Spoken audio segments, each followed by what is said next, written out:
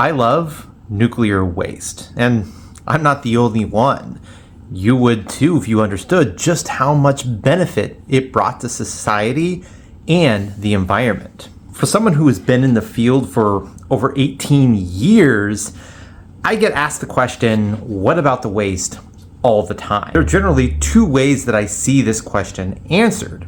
There's either the path that talks about how the nuclear waste problem really isn't the problem people generally think it is, and there's not that much of it. You could fit in one soda can all of the nuclear waste that you would need to produce all of the electricity for your needs. And then there's the other path that talks about the technical things that we have around how to store nuclear wastes in geologic repositories or recycle the waste, all the technical stuff about addressing nuclear waste.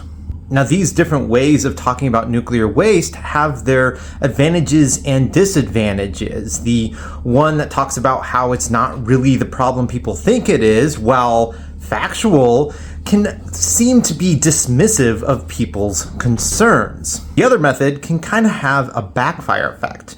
Nuclear engineers are problem solvers, so what they'll do when the public is telling them, hey, you need to address this waste, they'll find a technical way to solve the problem. While I do find it important to make people feel validated for the feelings they have, this sort of approach can kind of backfire. By treating nuclear waste as this super toxic stuff that's really harmful to the environment, harmful to people, could all of a sudden blow up.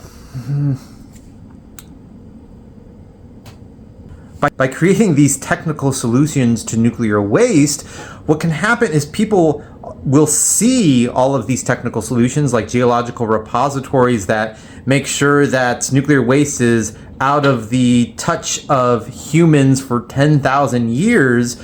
You've made them feel, wow, this is really dangerous stuff. Nuclear waste must be even worse than we thought.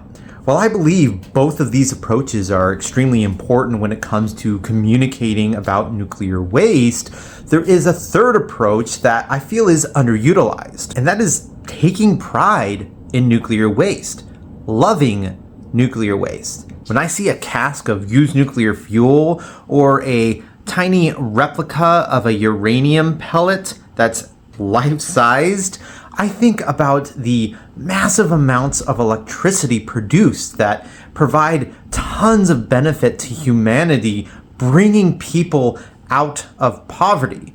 I also think about the millions of lives that have been saved over the years that we've been using uranium for nuclear power, and the millions of lives that will be saved off into the future if we transition from polluting sources of energy such as coal to nuclear power because of those particulate emissions that are pretty nasty and cause all sorts of premature deaths every year. I also think about the fact that this stuff is ceramic and pretty stable. It's not this volatile stuff that's all of a sudden going to be let loose into the atmosphere. It's just gonna sit there in a cask.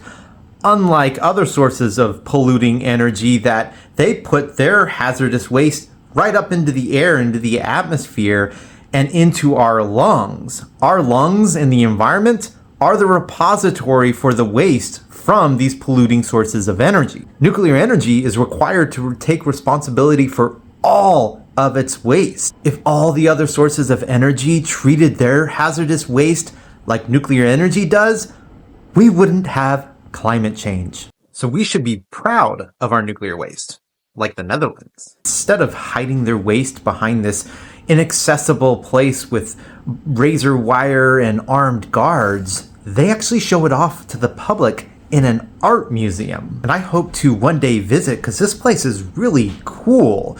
The building that the nuclear fuel is held in is actually color changing to represent the fact that nuclear waste over time gets less and less hazardous, unlike the waste of other sources of energy that stays hazardous for basically forever. So yes, the hazard is way overstated.